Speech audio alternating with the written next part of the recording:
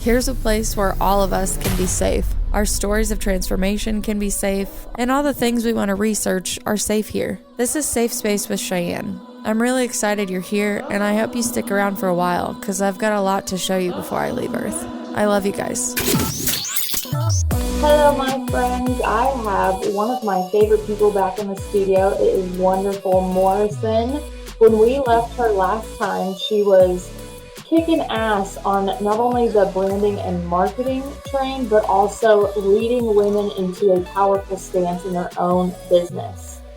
Lately, oh my gosh, probably over the last year, when we met each other, we were in, I would say, transformational stages of our lives. And then I was watching all of the things just on social media happening with Wonderful. And I had to reach out to her and have her come back on the show to talk about her explosion in midlife and feeling into her body, all of the new healing modalities she's using, all the things that she's doing with her business, and all of the offers that we have available for you today. If you are out there with your business and you are needing to find, I would say, like a feminine mentor, because in our earlier episode, we talked about how the business world is very masculine led. And one of the things I did, especially after meeting Wonderful, was pivoted and audited, like, how many women's podcasts do I listen to? How many women authors? How many women am I actually asking for help in pairing up in business with? So bringing Wonderful on the show today as just an example of not only keep going when times get tough, but also like audit your life, see what's around you, see what labels are on you, and don't be scared to pull them off and reinvent yourself no matter what age you're at. So Wonderful. Welcome back to the show.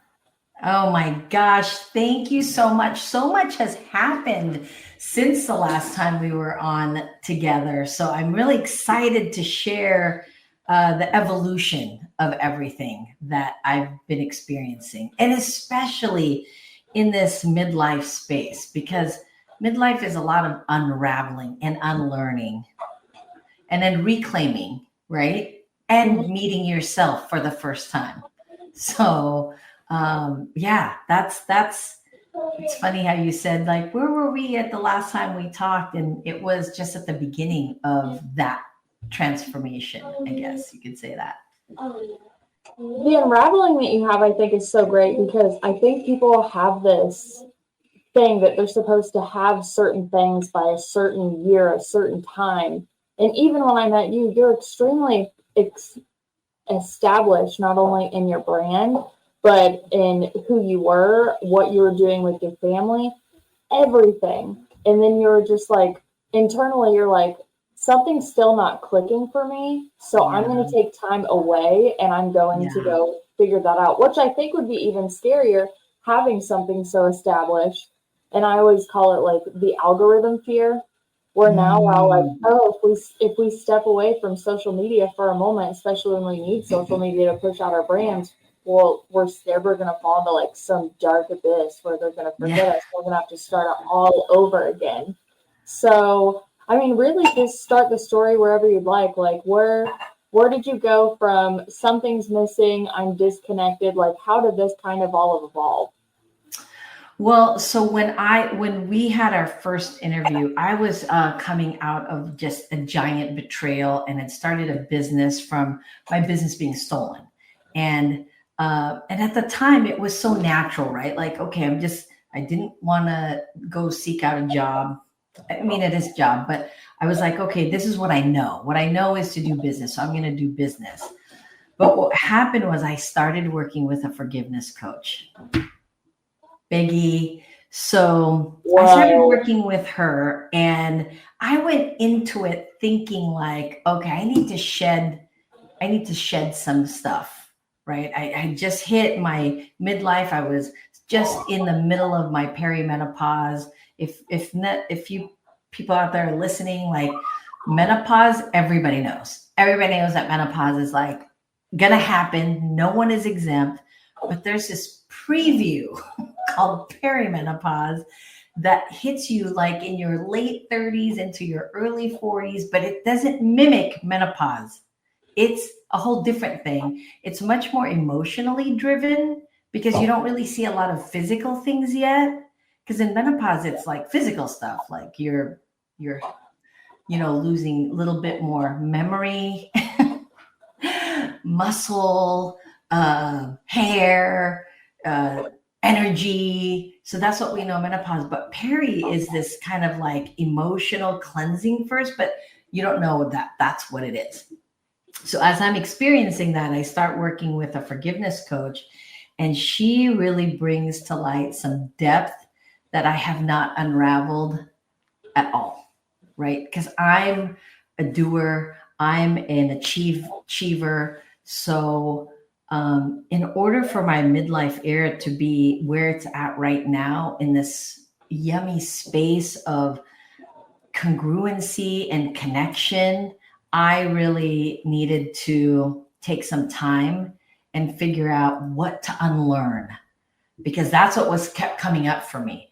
Like, nope, we can't keep doing that. Yeah, no, like I can, 4 hours of sleep is perfectly fine. It is a hustle. Can't do it anymore. And not just because the age is coming on, it's because emotionally, it's like, why? For what? For what purpose? Right? And you just really start questioning a ton of things without knowing where it's coming from. You just think, well, I'm coming out of COVID. I don't know. I'm just older.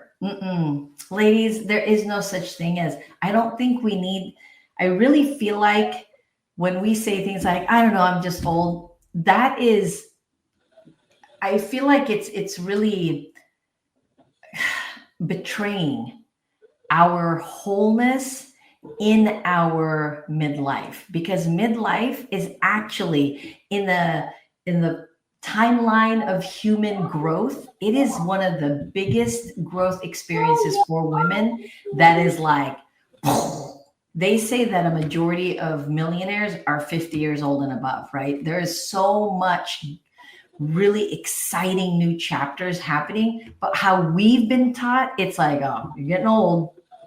You're getting slow. You're getting foggier. No, actually, I feel more vibrant, just lost a little. Like, what was that about? Why do I feel more vibrant? Like I feel more energy towards good things, not so much the chase of the dollar, proving I'm good, I'm worthy. Not that version. I was entering this version of like, wow, look at me. Look at what my body's been able to do. Holy Jesus, look at my life. Look at what I've done. And then you're also really like, but what do I want? Where am I going? What is happening? Wait, we have 40 years left? What? So that's where I was in the midst of that in our last conversation. There's so much to unpack. Like, I was like, oh, don't cut her off. This is so good. Remember. Because even, I know we're not in the same age. Like, I don't know how far apart we are, and age really doesn't matter in this conversation, but I obviously know, like, I'm in the depths of, like, motherhood and home life, and honestly, even still getting to know myself. So I do resonate with a lot of things at your story, and it's not the pre-menopause, but it's definitely getting to know my cycle and getting to know my hormone cycle, and then not, like, beating myself up over the fact that this naturally happens to me, because there's so much shame around your cycle as a woman. Like, you've been programmed to be shamed about it in so many different things. So even when we were talking earlier about you saying you're coming into the emotional part, and I think it's so, like, for lack of a better term, brave for you to be like, yeah, I literally had to get a forgiveness coach, because forgiveness and grief and, like, lost opportunity were three things that hit me so hard when I was coming and still into that work, I should say. But when I was coming into it, it just felt like I just got thrown into, like, the rapids. And I was like, okay, now I gotta learn how to swim. Like, there's so many emotions around me, so many definitions that I need to know. And yeah, I can identify with so many things that you just said there. I wonder, like, put a pin and remember all of them and pull apart, Yeah. because it's extremely relatable. Not only like the forgiveness, but being able to process betrayal. Because I think Yeah. we almost want to give ourselves the permission to be the victim in the story, even though we have to Mhm. heal that aspect of it as well. I've had something that was my business stolen from me in the beginning, like on a Monday over an email from someone who was Mm. extremely close to me. And for the longest time, but that betrayal wound stayed open for like a couple years, just Yeah. because I couldn't fathom doing that to somebody. So my logical mind really couldn't comprehend like why the hell it even happened, how it happened, all the stories that Mhm. came out afterwards. I was very hurt by, because usually when Mhm. someone wants to go around and like damage your character, it's so they look better in the end. And I Yeah. wasn't going around damaging anybody's character. I was giving them the email. I'm like, this is the email I got on a Monday after, we just had a meeting and everything, was hunky dory to Mhm. me. So I can also identify with the betrayal rooms, the forgiveness.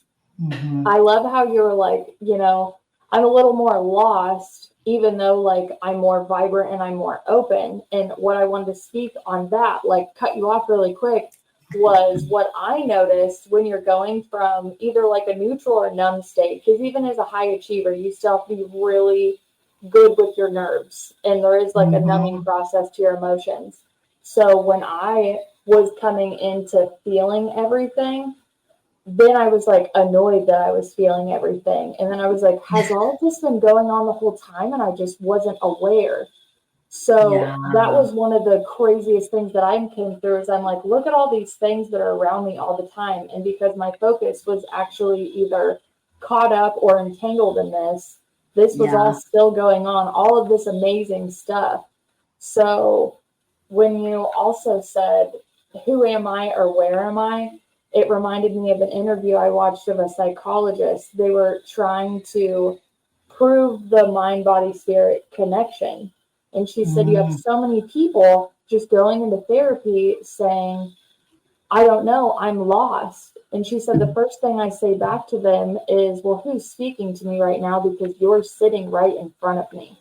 So she said, right there, Mm. just by the way that people are sitting in their vessels, but saying, oh, I'm lost, I'm off track, I'm over here. Where is your mind going and wandering and living all of the time? And where is your spirit?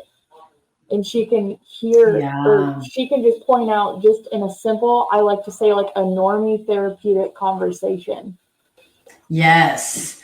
That is really such a fascinating sentence you just said there, because literally that's, you know, it, like you can be lost and be someplace at the same time. But when you're working through life, like you said, when you're in the depth of motherhood, and you don't really get a lot of space to process that or think about it or unpack it, you just know it's there. And it's like, what is this? And you know what was really interesting is when I started looking into midlife, women in midlife, because what we know about midlife has been kind of scary. It's like a Freddy Krueger movie, right? Like, here's what's going to happen to you. You're going to lose your mind. Your husband's going to leave you for a younger woman. You're going to be considered crazy, right? You're going to have to get your woman parts removed from you. This is what we know. And then our mothers, our aunties, our grandmothers never really talked about it. And then now here we are in midlife going, holy crap, I still feel like I'm a young 30. I still feel like I'm a 40-year-old, but you're just not wanting the same things, right? You're not just wanting the things. You're looking for more depth. And what I found is, as I'm working with my forgiveness coach, is so much of the women in midlife right now, so many of us have been working from the space of here. This is how we've been navigating our life. Our logical mind, our brains are filled with information, survival information, protective information, brilliant information, survival information. It's all being driven here. And I think why we're lost is because of here. We're not here. We don't spend a lot of time here. And that, I think, is why midlife is way tougher. Do you think that has to do with like a protective element that we've gathered over the years, whether when you're a young girl protecting yourself? Obviously, nobody teaches like truly living from the heart space. I think they're like cute little live, laugh, love quotes that we put on the wall. And we're like, yay, we're going to love everybody and we're going to do all of this. But, you know, like to actually teach and understand, like, how do you live from the heart space? It's not really taught, right? So then all of the things you go through as a woman, every part of being a woman marketed at you, where if you don't look like this magazine cover, then you are also falling short. Like there's just such, I don't even want to get into like the objectification of women, but just the fact that, like you said, when women are going through menopause or getting older, they're literally scared that their husband's just going to be out online looking for something else because you know, that's literally what the fear has taught them. They're just like, you're only good in men's eyes for a certain amount of years. And then, you know, you're all used up. And since, you know, guys age or have been, I guess, marketed to us that the older they get, the better they get, you know, we're like on this crazy timestamp. So it is like a lot of fear and limiting beliefs. And again, marketed at you. But coming in and overpowering it, and just coming back into the heart space, which I know is a lot of what you're referring to now. I mean, I just have so many memories going through my mind where I experienced two of the same things. One where I was living from my head and one from the heart space. And it's such an absolute trippy moment to just sit there and analyze and go, that whole time, like I thought I was happy. I thought I was feeling, I thought I was living. I thought I was really in the moment. But my heart is completely shut off. And it's shut off for, I mean, a number of reasons, I would say. And that's just me speaking from going into healing work and energy work and so many different modalities to see, like, what is their definition of an open heart space? Right. Well, I feel like, and again, I'm speaking from the space of, I'm in the midlife, right? So I'm 51, and what's considered midlife currently are women from 40 to 65. So, and I would even say 40 is pretty young. I'd say 45 to 48 to 65. And so we come from a generation that was raised, our parents were raised by the industrialist, right? That they just, I mean, industrialists raising baby boomers, raising Gen X. It's you could see sort of this trend of like, where was the heart? Where was that? And so, I also don't think it's just the brain, the heart. I think it's about this. It's like having a dessert table. You wouldn't just have cake. You want to have cake and pie and then you want to have different assortments of that. And I think we've been taught so much of like only this way, this one way. You're either an ambitious woman or you're an at-home mom. You're either, you know, a PTA member and then we punish each other for the spaces that we weren't fluid in. And now I'm at that age where I'm fortunate to see women like you have more fluidity in the way that you exist in the world. You're allowing it to be heard. You're allowing it to be seen. And you aren't giving as much energy into how am I being viewed, where we spent a lot of years like, oh, we're building this beautiful facade of who we are. And then we get here and we're like, that shit sucked. I mean, I'm pooped. I am exhausted from trying to pretend anymore, right? And then we see it play out in our adult children and relationships. We see it play out in long-term marriages that are not in existence anymore, right? And I was reading all these statistics about women in our age group have the highest rate of suicide. Yes. Right? We have the highest rate of suicide. We have as well. I mean, if we're giving out awards for divorce, we're it, right? So there's all of these negative things, but I don't think it's about, you know, I was talking to a retired gynecologist that became a multifunctional doctor. And she told me she'd spent 30 years thinking 50% of her clients didn't need a hysterectomy. It was just the only choice when women came in. And I was like, well, what do you mean? And she goes, well, our bodies are naturally depleting something for it to die because it's trying to rebirth something. I had never heard that in my life. And I was like, that is the most beautiful description of my physical body. Like it has to die something in order for it to come back to life. And I think we weren't taught to give that space and time for it to die out and relive again. So we made these quick, rash decisions of like, I'm just depressed, it's done. We're just bored, let's be done, right? Business is so hard, I'm exhausted. And I just feel like that's our midlife unraveling right now for women. We want to be absolutely heart-centered, but in our individual way. It can't just be like how everybody else is saying it, right? Well, let's get healed and let's get heart-centered. Well, that's different for me and it's different for you, right? And it's okay to have 8,000 different modalities that you want to exercise yourself in, because you're still trying to get to know a different version of you, the version of you that's coming back to life, that's rebirthing and reawakening, because you had to grieve the old version, the dying version of you that has expired. I think it's okay for us to say, yep, that time has expired. Let's move on. We get too caught up in the whole, oh my gosh, I don't want to. I still want to. I don't want to. I still want to. And I think we're learning better lessons from women like you, who are much more open to it and can share things. Like that's what was one of the biggest attraction to you, is you were just so open about like, yeah, this is what I'm doing. I don't know. I was just sad today and I just wanted to light candles and get in the tub. We didn't talk that way at your age. We were punishing each other for like, how dare you want to do that? You have kids to take care of. Like, get over it. Suck it up is the message. Take your time, get back to work. Yeah. And it did not serve us. It did not serve our children. It didn't serve a lot of things that was in our environment. So we are all trying to figure out how to be more us and come home to us, to ourselves.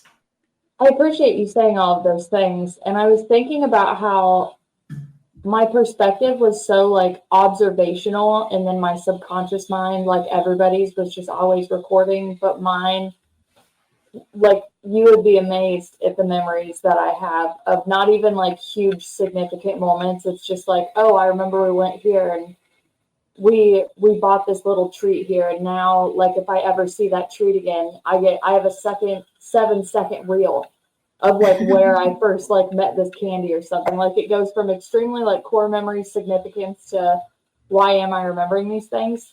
But I always remember just observing all of the adults in my life, because everybody they had the same advice and they had different advice. And it was the person that they were in person, and I could always see who they really were back here, even from a younger age, which is very confusing.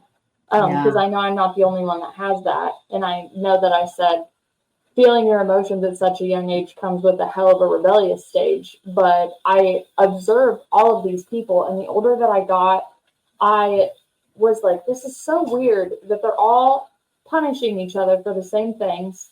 They won't go outside of their comfort zone and the norm of what people want because they're too scared to be judged. But then they're absolutely freaking miserable at the end of this. And there's people that have like got on board with their midlife in a sense, and they're like, no, I'm doing this for myself. I have no idea who I am. I've been taking care of everybody my whole life. And now I have all of these chronic diseases.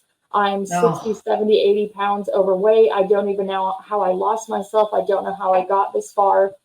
And I mean, I would bring in like the generational stuff and the systemic ways of thinking of, again, everybody wants to fit in and be a part of the hive, but they don't want to be a part of the hive mind in a sense. Yes. So that's a good way to describe it. And it is, we all want to fit in, but we all want to be like our own beautiful individual selves. And Yeah. I saw a video the other day that was like, you know, authenticity is going to get you a lot of hate. You're going to irk people because they're going to see you doing things that they don't have the guts to do. And I was like, Yes. that makes me feel so much better about a lot of the things that I'm doing, not only in my business life, but I mean, in our life as parents and in my life as a mother and a wife. When it came to like me viewing my mother, like my mom would like, if her arm was cut off, she'd be like, excuse me, kids, just go look at that pretty picture. I'm going to sew my arm back up and then start dinner. Like, I'm Right? fine. I'm fine. My mom should have just had a t-shirt on that said I'm fine. And I used to make jokes to her where I would say, like, honestly, if you had asked me like who you were before me, I would have no idea. And I would assume that you just went and plugged yourself in the wall at night. And then when we got up in the morning, you unplugged yourself. Like, it was very robotic parenting when you think Mhm. of them not taking care of themselves at all. Like, everything Oh really gosh. did go into us kids. But then when I got older and I was getting ready to go into motherhood, I felt that rebellion coming up again, where all of these women were telling me all of these things and they were spread across so many generations of women. And I was like, I don't identify with any of this. And I don't identify it because I see what your body looks like right now, not from an Mhm. aesthetic perspective, but from a healthy perspective. Mhm. You've never taken care of yourself. You have always been a martyr. And now, Yes. again, you have all of these chronic diseases, and you're like, oh, well, it's just getting old harder and do it. And I'm like, this is all bullshit. Like, Oh my I know gosh. young Yeah. people aren't supposed to know things yet, but I know just from my own health journey alone that everything you're saying is Yeah. bullshit. So I mean, just the rebellion like comes in again, and now I don't even call it a rebellion. I just call it the Aquarius in me, where I'm just like, question everything. If it doesn't feel right with your body, you're gonna have to go the other way. If the hive's going that way and you have to be a lone wolf, just go ahead and do it. But you bring up so many valid freaking points about the consistent programming that, Yeah. I mean, to a point, whether you are an older generation person that's like, you know what, let me just blow up this Right. sideshow because this Yeah. isn't what I'm doing. And then you referred to not only the suicide rates in women in that age, but Mhm. also the divorce rates skyrocket. And I was wondering, especially with the rise of a lot of the femininity that we've been discussing spiritually and physically in the world, do you think that these women, they get forgiveness coaches, they get into what their cycle is, they get into they start feeling for the first time and realize, like, I've been in autopilot so long, I finally know Mhm. myself, and this version of me would have never chosen this path. This Right. version, and then they think, oh, well, I have the rest of my life. So it's kind of like they get more information on themselves. They want to live more. They find out they're out of alignment with what they've been doing the last 10, 20, 30 years. Mhm. Like, do you think those women that are working on themselves that decide to go that way are, because I don't ever really want to look at divorce as a bad thing. I think if it's like cheaply used, like, again, you don't want to work on Right. yourself, you're going to go find those other issues. But people that have been together for long, they've really tried everything, and it's just like, this really isn't working anymore, we should split. Yeah. In that age range that we're talking about, Yeah. the Yeah. midlife era, do you think these women are like, they've never really known themselves and they've been taught generationally, like, hey, you take care of your husband, hey, you take care of your kids, you take care of your house, and how dare you want to do anything for yourself?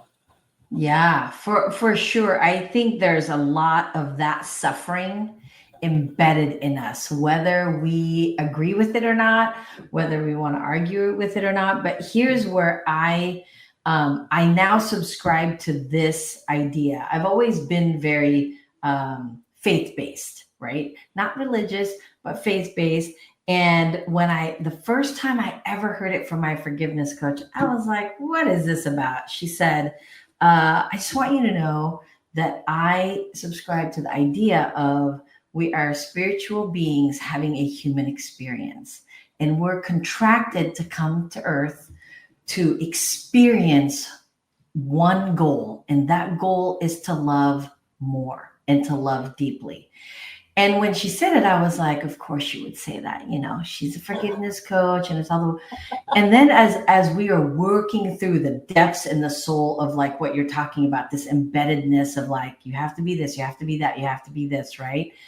It was easier for me to have compassion for myself when I realized it's what I asked for to learn to love myself more. And if it's true that I am a spiritual being having a human experience, our humanness is the space that we have to be more compassionate, empathetic to ourselves. So to answer your question, yes, our generation is very much in suffering to all of those programming, and it's almost tattooed on our heart. But it's also our responsibility as spiritual beings having a human experience to take a moment and say, something's off, it's not feeling right, but I gotta get out of this space. I gotta stop thinking that I can fix it. I gotta stop thinking that I don't need anyone but myself all alone with my glass of wine, processing 30 years of programming, right? It really is the opportunity for us to say, I don't know how to do this, and I got to figure out how to figure it out. And I would really like to learn to trust other people, and it's going to suck.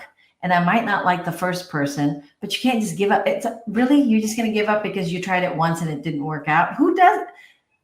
That doesn't even really fly in anybody's space, right? You don't go to the first carnival, hate it, and go, I'm never going to another one, and I feel like we have to be a little bit more, I don't want to say open, because that's not even a thing either.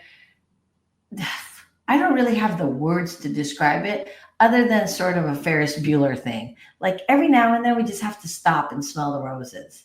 Mm-hmm. And then figure out why we haven't been doing that. Why don't we stop and smell them? And why do we love stress? One of my really dear friends turned 60 years old, and she was diagnosed with breast cancer.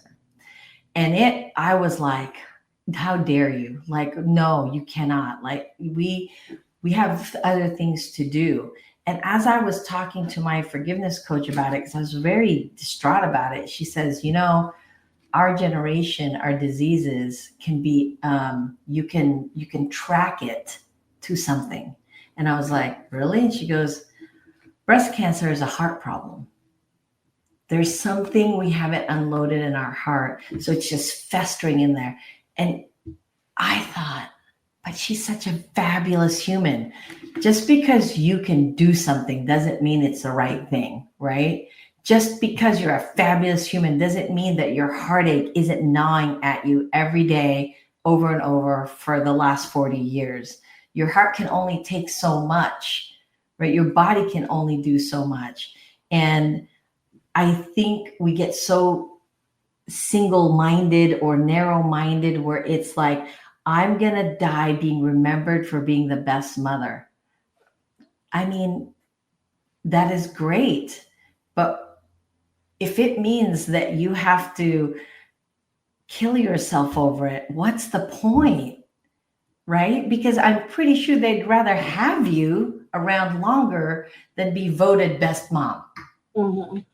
Which, so I mean, that's where I go into like ego stuff, not to cut you off. But when you're like, I want to die because of this label. Yes. I need to be seen this way. That's not you speaking from your soul at all. That's not really from the heart. That's still from the mind. And it's overgiving. Yeah. But then at the same time, my generation seeks healing so they can justify that ego. So we have to be really careful and learn. And really, I feel like learn from experiences like yours, like experiences of, oh gosh, when we first started talking and you were like, I'm going to take time with my daughter. I'm going to not do any more interviews for a little while. We're moving and we're doing this. There's no way I would have said that at your age. I'd have been like, I could do that, and paint the house and build, a chicken coop and take care of my, and I feel like we have to be open to allowing the youth of motherhood, not to punish ourselves, but to say, good for you. And I want to do it different now, even though we have adult children. And I always want to go back to that because I feel like this conversation isn't about being midlife, being young, being a young mom, being a mom of adult children. It's about being a woman that claims her space and takes up space and brings people into the space.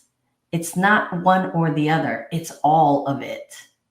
That's There's how definitely, I would say, like a nurturance for everybody involved. Yeah. Right. Because Absolutely. like all the things that you said, that's kind of how, like, you sound a lot like my mom. She is superwoman. She could get anything. At one point, she was working like 4 jobs, putting herself back to school. And I came home one day and I opened the door, and you couldn't open the door all the way. You could just peek through this much. And I opened the door, and she's like, hi, I'm repainting the living room floors Right. and the walls. You're going to have to come back later, like go find something to do, because like she was just, and she was always the best homemaker, the best decorator. I mean, literally, she's amazing. I could take over this whole podcast and tell you how amazing my mom is, and I'm sure you can do the same with you. But we had this carpet that she just couldn't stand, and she ripped up the carpet one day and saw that we had a really pretty hardwood floor, but she wanted to like paint over them too, and just this kind of like dust look. So like I came home done with my day, and she was like, yeah, you're gonna have to go find something to do. And then like I come home the next day, and she completely redid the whole living room in a freaking day, and she had already worked. She'd been up since 3 or 4 in the morning. She had worked like 2 jobs.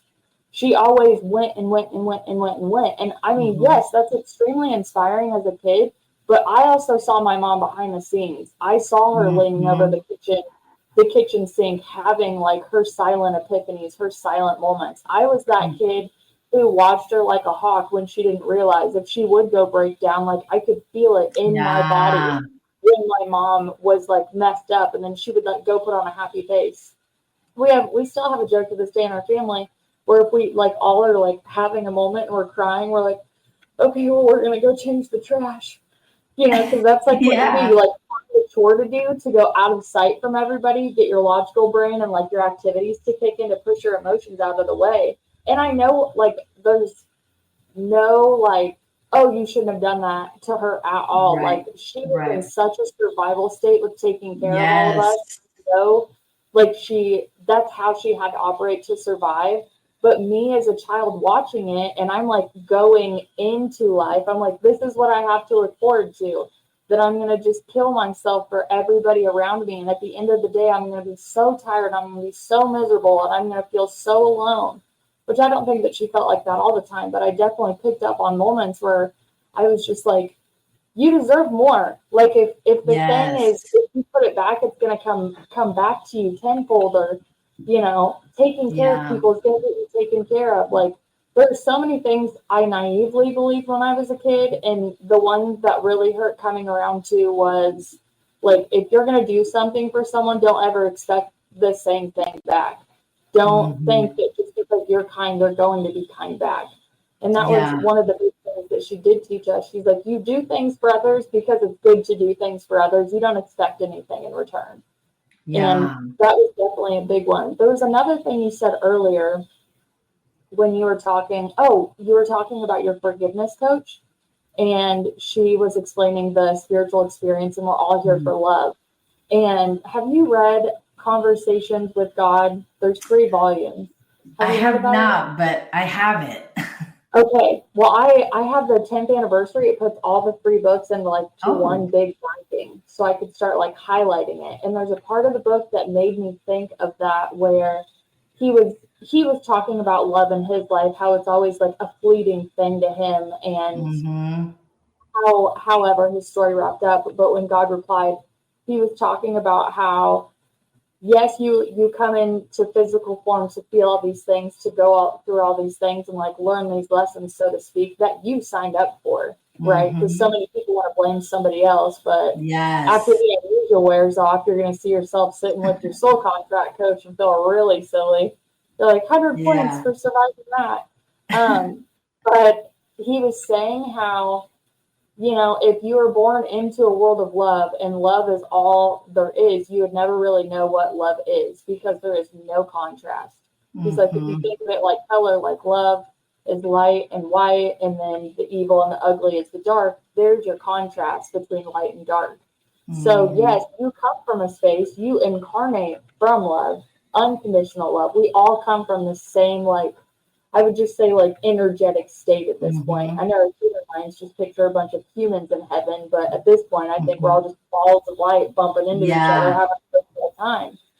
But when I read that, and I was just like, oh, so if I came here and then I had that experience, I needed that experience to then direct me back into love, even though Hollywood, therapy, and a bunch of other things will almost harden you to a sense or put you in an intellectual state about it. When you're like, I was supposed to soften more instead of get harder. That is the complete opposite of what I'm picking up around here. Yeah. Yes. And I think that, you know, just in this conversation that's bringing so much joy to me, because I feel this energy of it's not about one or the other. You know, it's never about that. You're really great at making sure that all parts of it blend together and it's heard and it's important. Like with your mom, that was my generation right there. Just do, and you do it without complaint, and you do it without rest, and you do it without care for yourself. But it worked, right? So I'm not knocking it. Like, I'm not saying that did not, it was very effective. We built, we created, we raised amazing humans, but also it's time for us. We just don't know how to do that because we've been so programmed for that. So that's why I think that divorce rate and suicide, plus the emotional hormonal shifts that, you know, in other countries, where was I reading that? There was, I think it was Japan or something like that, or China, where when women get to a certain age, they call it this re-immersion or something like that. So it's a time to rest. It's a time for slower movement, softer movement. You know, it's a time for, like, even if you'd been hustling your life all the time, it is very well known within the community that when a woman gets to that age, they get it. It's your time. I don't think we give ourselves permission for that. And so the reason we're seeking healing is because we're punishing ourselves for why aren't we still hustling? Why aren't we still doing the thing? So we seek healing, and then we see it, oh, it's attached to traumas that we experienced as a child. But you're right. We needed to experience those, though, because you can't know light without darkness. You can't know darkness without light. But we need to stop punishing that version and just, we did it. We survived. Now, who do we want to be?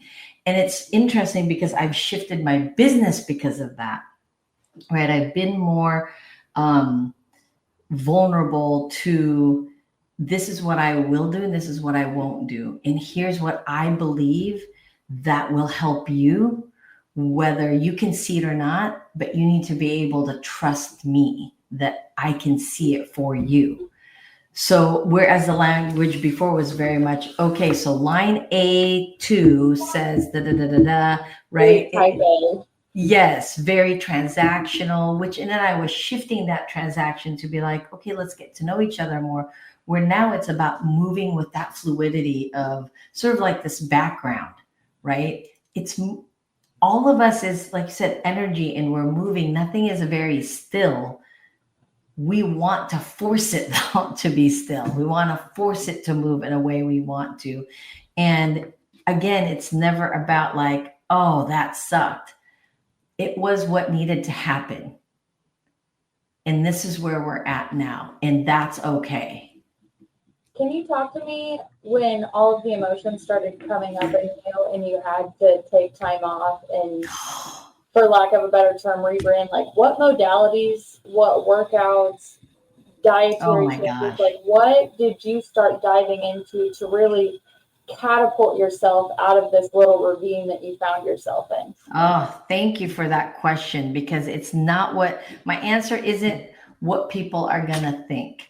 So, because my natural makeup is very high energy, like I just had my chart done the other day, and I'm triple Sagittarius, and I have no earth in my house, and I have like little air, little water, but I've never met a triple fire. Sagittarius, but this makes so much more sense. My moon sign is Sag, so I feel like connected to you, but I'm also an Aquarius, so you either like love me or hate me. There is no like neutral ground with that. Like, oh my gosh, I love her. She's the greatest thing in the world, or she's super annoying, or she's the biggest B word I've ever met in my life. Stay away from her. Like, and I think all of them are true. Yeah, and I think that, when people are like, "Oh, why are you so into astrology?" I'm like, I think it's to know yourself in a better space, because here's the truth. When I got into that space of like, oh my gosh, what am I going to do with my life? Knowing full well I'm a triple Sag and I'm a house of fire, like every house is on fire kind of thing. I realized I couldn't do anymore. It wasn't about restructuring my workout or going for walks. It was shut the fuck up. That's what I needed in order for me to go to reclaim myself based on my natural genetic makeup. It is to be still. It is to not do. It's not to think. Stop writing your task list every morning, which was really hard.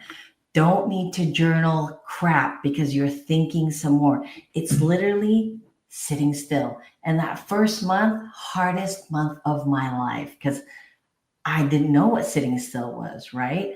But now my best friend, who's like 55 years old, all she's ever done is sit still. She's the calmest person I know. She physically needed to do things. So she started traveling. She started going on solo trips with herself. She started doing things that was not her natural vibe to get her acclimated to her new version. So for me, it was honest to God, sit still. Don't do anything unless it was really like, if I had a client, I obviously couldn't ignore them. But all the ways that I took every minute and did something in those minutes, and to really not do it. This tub thing, this bath thing, that's it. Because my body needed to know how to relax my nervous system. I don't want that and didn't know how to do it. And that's what I had to do for me. Whereas, like I said, my friend, she had to do an opposite version, because she always sat and thought and was, deep thinker. And so she needed to move. She needed to physically get places and do things and the things. So I think the answer to that for me is just, that's what I did. But I don't want that to be like, oh, me too, I'm going to do that, because it's not meant for that. I think you have to get your chart done, figure out what all your things are. And then from that, it's asking you to do something. And it's funny, when the lady who did my chart, she goes, so can I ask you a question? I was like, yeah. She goes, how do you ground? Because there's no earth in your houses. And I was like, I've never thought about that before. Good question. And it turned out that that's it. That's what I needed to ground, is to be still within myself. And my husband happens to be a bunch of earth. Little bit of fire, grounding, air, right? So taking the time to be in his space, which again, didn't do much of because I'm doing, has been a really great transition for me in this unraveling of my midlife, is not to create more, but to create less. Are there any modalities that you've used that have just absolutely kind of blown your mind, that years ago you would be like, I would never touch that, like that, like the left side of your brain is like, no, and now because you've had direct experience with it, it's just flipped you around 180 and you're like, I know nothing on healing and what what is actually going on in my body, in my mind, and in my soul. Tell me about those modalities that you got into. 100%. So like you, I've tried a bunch of stuff, right? Reiki. Okay, the most recent one that I really was like, wow, I've heard of tapping and I've Yes, seen a couple things online, right? I was gonna But bring this when up. I got into it, I would, oh, now I do it so subconsciously. Like when I'm processing an emotion, I just naturally, and I was like, whoa, I caught myself doing that, you know. And then when I was one morning, I was feeling this massive amounts of anxiety, and usually meditation works, but it wasn't working. And I just started going, wait, what if I started doing this while I'm in my meditation? Whoa. The minute I started connecting my physical self to that, I could really ask, okay, why am I freaking out? What is this thing? Oh, it's just that. Hey, how are you doing? Okay, bye. See, like that modality, hands down, is phenomenal. Those Phenomenal. simple questions that you ask yourself are so, I love that you brought those up because it's always very simple questions to ask yourself. It Yeah. doesn't have to be like, who am I? What do I want to be? What am I here for? Like all these existential Yeah. things. And yes, the fact that you use it in meditation is amazing too, because usually, like, guided or not, you're sitting there, you're breathing, you can feel the tension in your body. You can feel if it's back on your head, if Mhm. it's in your neck, if it's on your arm, your hip, your shoulder. And I know people talk about breathing into those, but just like you, when I got into EFT as well, I was like, it's Yeah. all, and I'm like, it is kind of a control thing, but it's a control relief. Like I don't Yes. have to outsource this to somebody else. I have Yes. pinpointed it. Yes, I will talk to my coach about this because she's gonna be so proud of me.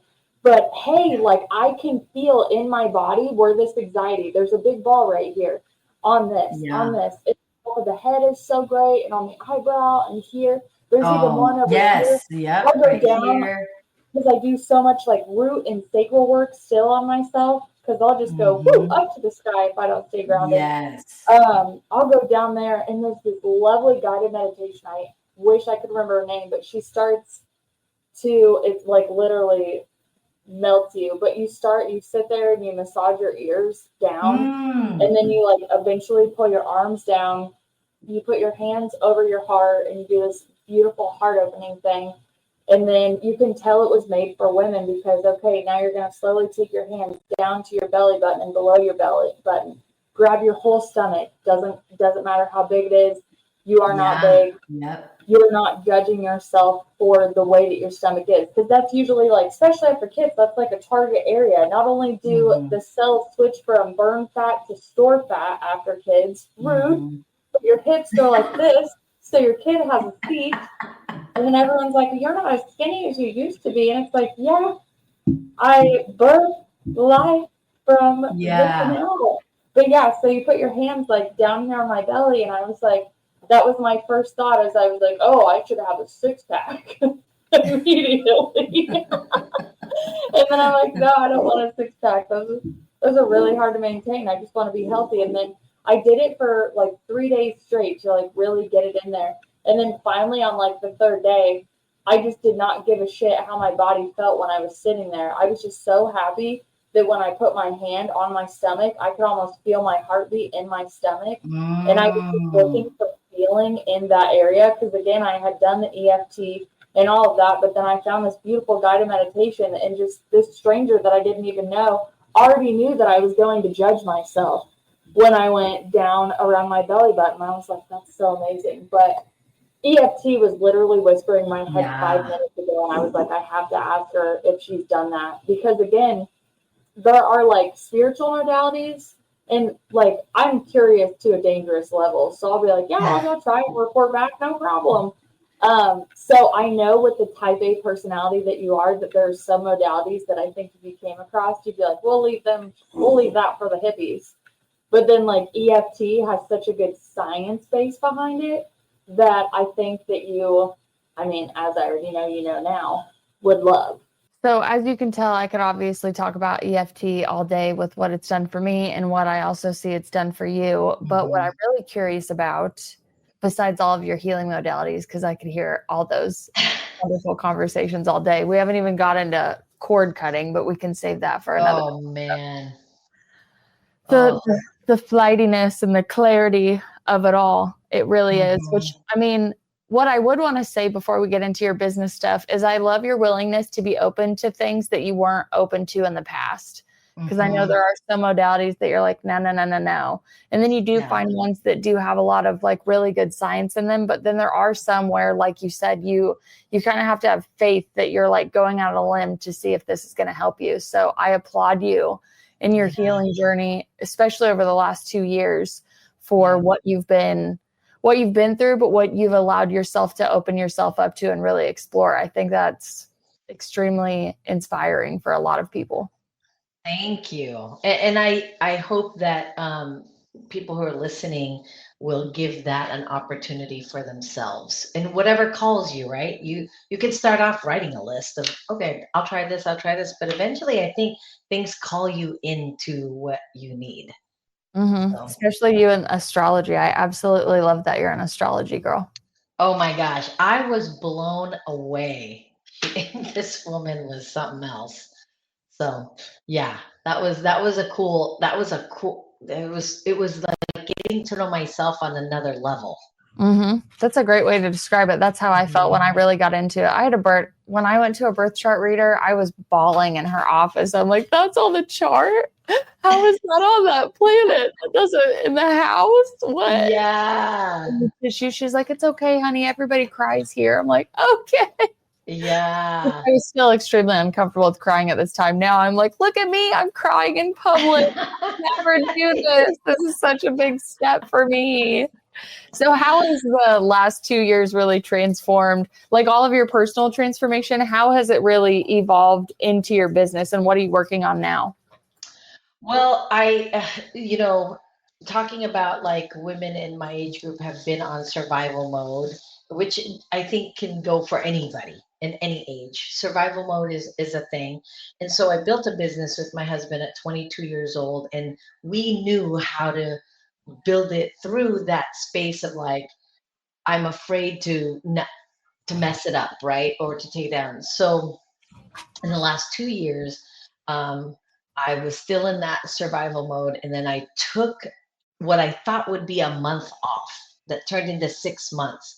And then it turned into, I don't know if I'm ever going back to that again, because I am not feeling good about it. But what I've learned since then through EMT, charts, cord cutting, life activation, all the yummy things is it wasn't that business itself was the hustle or the pain or the like exhaustion.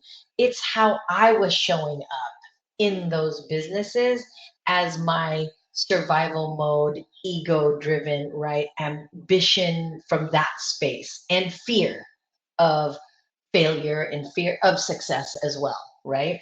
Um, and what I learned about me is to go into business from a balanced space of this heart coherence thing. I had heard of it and I was like, what is this heart coherence? And then they're talking about heart math. Did you know that your heart has greater force than any other part of you? And I was like, what does that look like as a business owner though? So I was gonna I'm gonna walk into it slowly. Remember how I said in my chart I'm a fire and triple Sagittarius? I think I'm going into things with smooth. No. That's just not how it works. So December of last year, I had really committed to, I've now spent 6 months being quiet with myself, listening to my internal softness and who I am, and I'm really loving this. And out of the blue, as the world would always have it, I've had a friend that said, "Hey, I know you're taking a break, but what do you think about talking to my friend who is really in a desperate space to learn more how to grow her business from a brand perspective or marketing perspective?" And I thought, Let me sit on that for a second. First step I didn't even know I was doing is let me sit on let me feel the energy of it versus let me, yes, no, right? So I said, let me sit on that for a second. So I sat with it and I listened to myself and I was like, okay, I'll do it. So the next day I called her and I said, I'll give it, I'll talk to her. And then I did it again. I sat with myself prior to and listened to who is this new businesswoman? What does she need? What does she need in order for this to happen? So I did. I sat with myself and then I got on the phone and I pulled a thing that most business owners would be like, no way you did that. I just told all the truth, all the truth. I just spit it all out. Here's what I do. Here's what I can do. Here's what I can't do. Here's how I want to. If this is a forward thing for both of us, this is how I would like it to show up. And I just let it all, right? Which contractually, we figured out words to put it in, but it's not the way that business is taught, right? Contractually, here's what our services are. Here is what you can expect. Here's what our expectations of you. I just finagled it a little bit and finesse it to be like, my soul needs to meet your soul, and we build this together as a gift to the world. And if you can't get behind that, I can't work with you, right? And I'm thinking the whole time, this woman's gonna think I'm crazy. She's gonna be like, oh God, this woman's crazy. Forget about it. She doesn't even sound professional, right? So I'm just telling her all the things, and then I look at her marketing materials and collateral, and I express it in full honesty too. Here's another thing, Cheyenne, that I hadn't done before in business, because a lot of times it's not about hurting people's feelings. It's about how can I sell her my service or program or package that it's in the most beautiful light, right? Mm-hmm. And I just am really done with that. So I just said, upon reviewing all of your materials and what you want, here is what my suggestion would be based on my experience and my capacity to help you. And I just laid it out exactly the way. So I didn't sugarcoat it. I just was like, here it is. Here's what I think. And here's what we can do together. And in my back of my head, I kept thinking, this is the last time I'm going to see this woman. This is, I'm good. I'm good with that. And at the end of the conversation, she said, all right, well, how do I pay you? She didn't even ask. She didn't ask how much it was. She didn't ask how long the thing was. She felt so connected to the truth of it that she hadn't heard from before, that she was like, yeah, I'm in. Where do I sign? What do I do? And because I'd been gone for 6 months, I'd shut everything down. Because why keep paying for something I wasn't going back to? And I thought, well, let me get home and let me get let me get this situated, and I'll send you a link, right? So I gave myself 24 hours to really even feel into, is this what I want to do? Because I also didn't want to do this other thing that we're all cursed with, is people pleasing. So I didn't want to just walk away and go, oh, now I feel compelled because, whether or not I wanted to, she was going to have to deal with yes or no, right? So I just sat with myself, went home, and decided, okay, I'll do it. And now, 3 months later, from our initial start date to now, the way that my business has evolved is I consider myself an intuitive strategist, right? I am still architecturally building a brand. I'm architecturally still designing a marketing strategy and a plan, but I'm doing it from the space that's my most magical gift, is the thing that I've been given a lot of compliments on. I just didn't know what it was. Like a lot of times women would say, God, I'm so grateful you see me. And at first I just thought, well, I was just explaining marketing, but I get it now. It's because I can intuitively understand the need in such a way that they can articulate.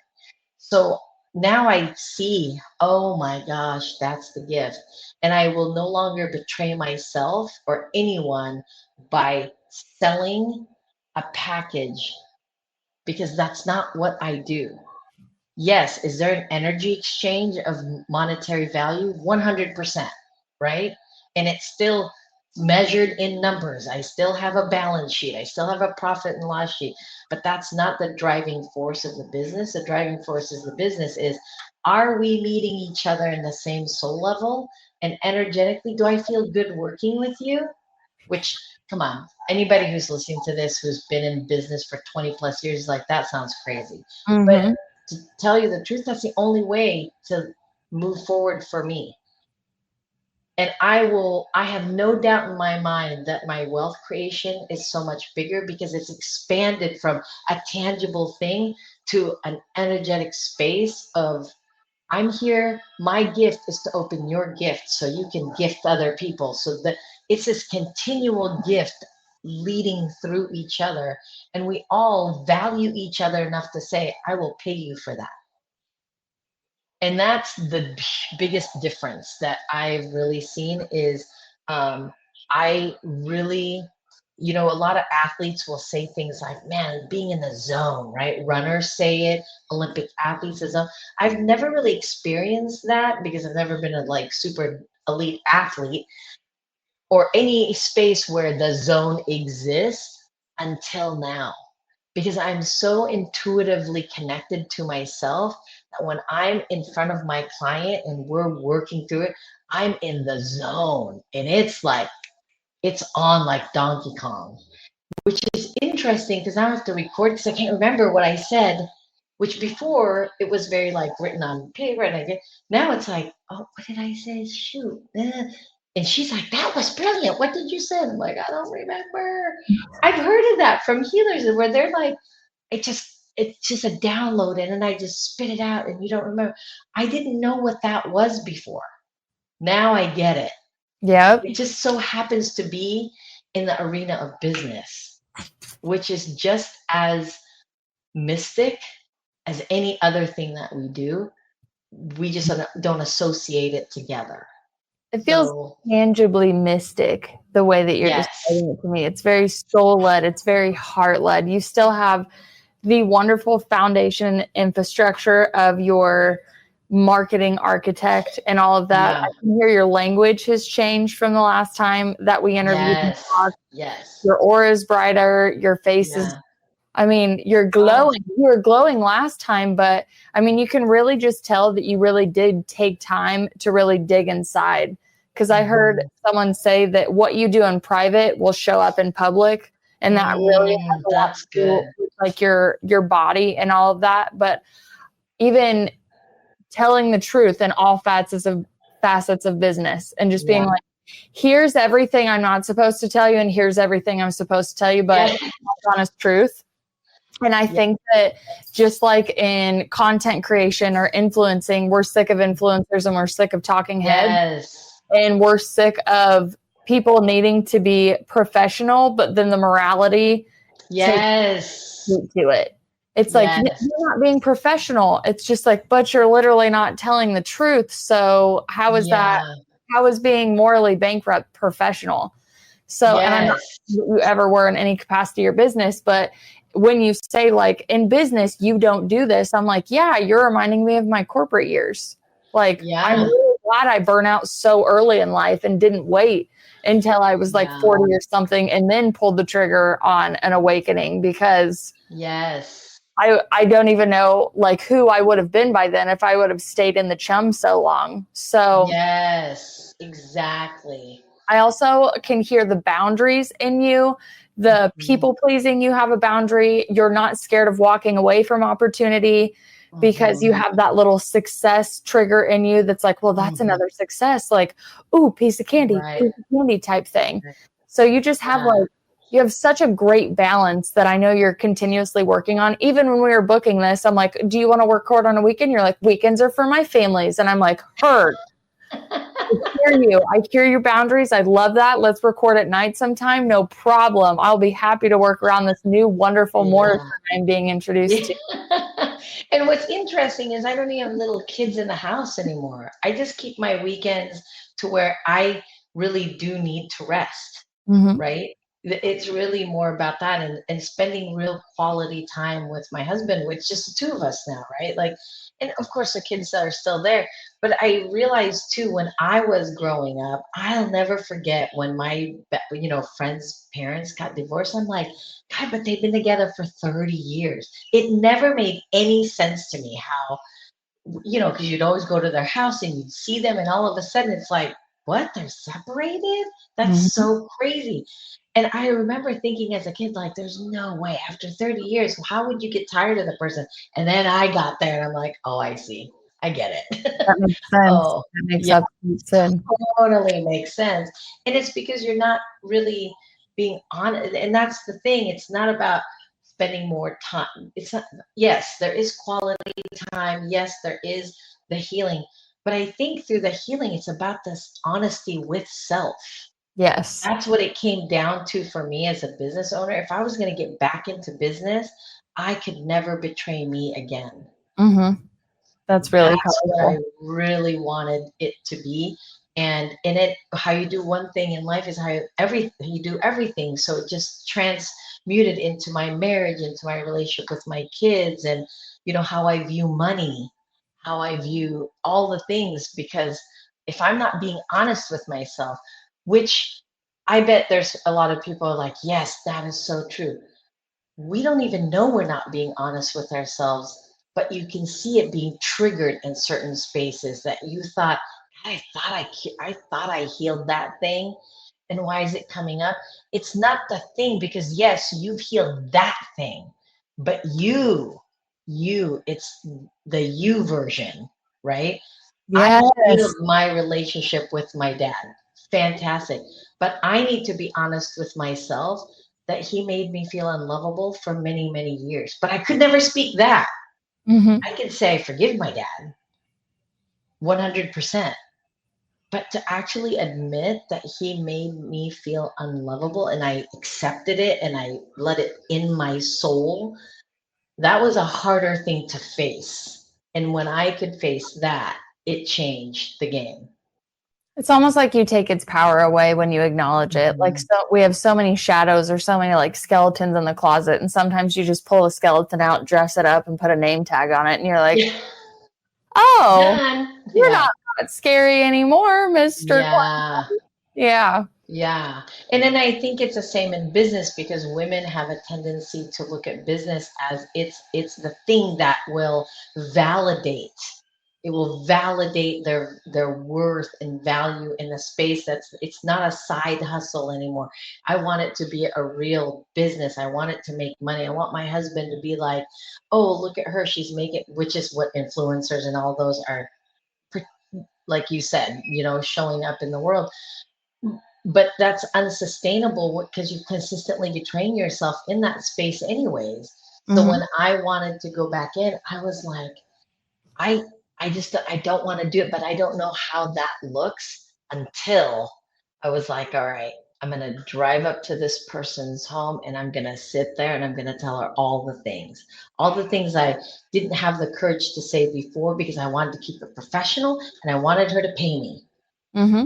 Where in this space, it was more, I know how I can help you. I know my gift can do this for you. And I know that your gift needs this to gift other people. And the truth has to be laid out right up front.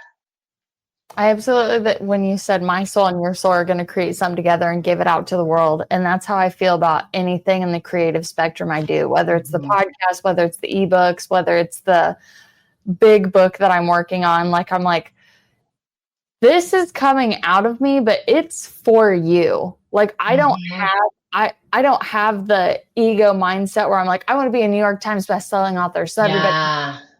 I'm like, I want to be a New York Times bestselling author because it shows that people are reading the material and hopefully they learn from the book and they don't do those things, or they do the good things in the book.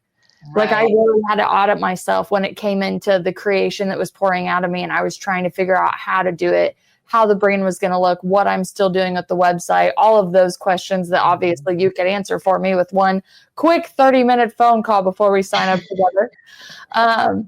But all of those things were just racking my brain. And then I had to sit down and have that like egoic question where it's like, if I do all of this am I doing this because like of love? Am I doing it because I'm working with love? And obviously it came down to, as you know, with everything that I have divulged behind the scenes with you, I'm like, and then I took my pain and I wrote a book about it, because there's no freaking way I'm the only one. And I do not want anyone to be alone in this process. And of course, so many people go through all of these different things. But since, like, I remember I heard a quote that it was like, you know, the apple trees don't eat apples, right? It's for the people that are passing by. And that's the one that really blew my mind the most and made me think of all of us as like vessels. I'm just like, everything is a vessel, and it's supposed to go back out into the world in a huge form of reciprocity. Yes. And I feel like we want to view business that way, but we're sort of haunted by the idea of like, well, it's measured by money, which it still is. It's absolutely right. You still have to have a evaluation of financial gain and all the good things that go with it. But also, as a feminine energy, we have to honor that piece of us that's like, I can still go in it and make it and have incredible wealth through the soul. Like, it doesn't just have to be intellectual. It doesn't just have to be transactional. It could be all the things. We just have to honor that space within us to do that. I love that. I love the way, I mean, I've loved everything about you since the moment I've met you. You're literally wonderful, even though it's your name. But to watch your evolution, whether it's in our interviews, in our private conversations on Facebook, I mean, you have it. You're absolutely correct. To me, from just like my background knowledge of all the same modalities, it is connecting to that love. It is connecting to that heart space. And it's a constant audit. That's the thing that people that are listening, like, I really want you to understand, like, you still have to audit. And when you heal it and go through it and you're supposedly triggered again, like, thank your triggers, because they show you more work to do. Yes. If you ever meet someone that's like, I'm completely healed, get away from that person, because they are not. They are absolutely not. It is a lie. Before we stop here, what is some advice that you would like to give anybody listening that's trying to get their brand off the ground, that is in midlife, having a crisis, kind of wants to break free in the same way that you did? What would you say to them? I know this sounds so simple, but I know we've probably heard it a million times, but know thyself. It really is the only way out. The only way out is through. It's never going to be anything other than, and you know, here's an example. I'm working with a woman, and she is what's called I don't know if you've ever heard of what a bioenergy healer is. Oh, yes. Okay. And incredible gift. Oh gosh, if we had more time, I'd tell you what happened with her and me. She worked with, anyways. So we're working through this whole, okay, she wants to level up and really establish her brand. And my thing with her is, no matter how many things you want to write down and rewrite the story and chat GPT that thing to death, the authenticity that people hear is the underlying energy that sits. Like, I am love and light and beauty, but the underlying thing is I'm not worthy. That's what they feel. So it doesn't matter. You have to know yourself enough to say, I don't feel worthy in 1 minute, but I'm going to get there. That truth will by far reach way more in your brand than any written word that doesn't carry the energy of truth and love within you. It doesn't matter. Doesn't matter. And she was like, wait, hold on. So you're saying that what we wrote down isn't going to work? I'm like, that's what I'm saying. I'm saying that's not going to work because your soul is not speaking it. So, and then she goes, so what do I do? And I said, trust. If you can trust the words you write, then we can go forward. So she had rewrote it again, and then it was even more beautiful. So she rewrote it, sent it to me, and she goes, I'm really scared to send this to you, but this is it. And it was nothing, it wasn't anything different. It wasn't more detailed. It just was her truth. Mm-hmm. And that truth can be reproduced out into the world that's energetically like, I feel your truth, I hear your truth, me too. That's more important. This is amazing. Yeah. This is amazing. Yeah, I don't know how long we've been talking, but I've loved every minute of it. And when you brought in like anything with BioWell, I'm like, oh my gosh. Yes. Oh man, that was a language. That thing was beautiful. And oh my gosh, yes. And so I find myself working with a lot of healers now. They're coming to me. And then when I went,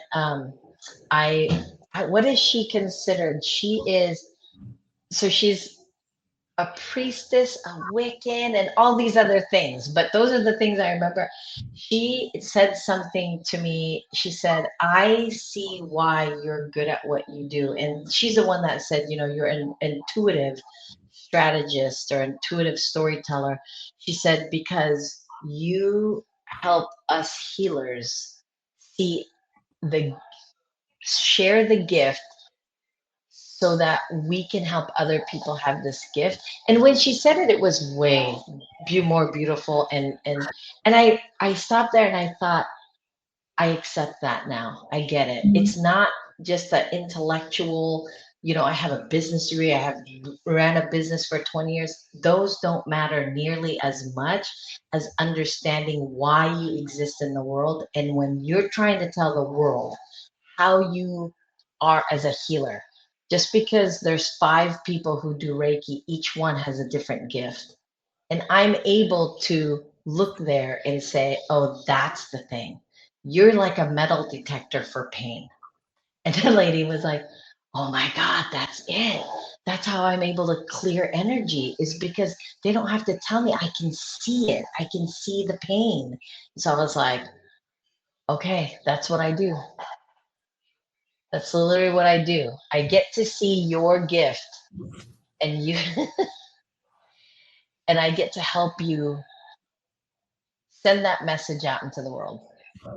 That's my gift. Your gift. The fact they're even talking about your gift right now is beautiful, because I swear when we first got together, you're like, yeah, I don't have one of those. I'm usually a strategist. So like just seeing this evolve is amazing. Yeah.